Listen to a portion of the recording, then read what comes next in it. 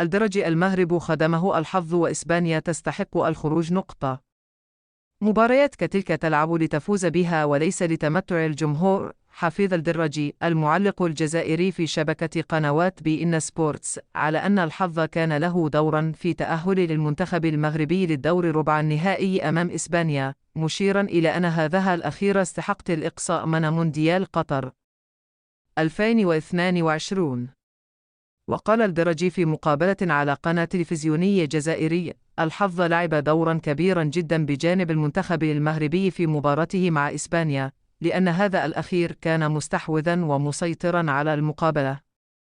وتابع: المنتخب المغربي اختار أن يبقى في الخلف ويلعب على قدراته، لأن مثل هذه المباريات تلعبها لتفوز بها وليس من أجل أن تمتع الجماهير، والمنتخب الإسباني استحق الخروج بعد هذه المباراة.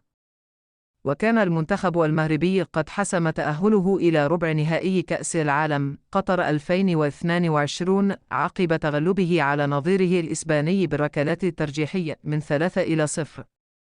وسيواجه أسود الأطلس المنتخب البرتغالي بعد غد السبت على الساعة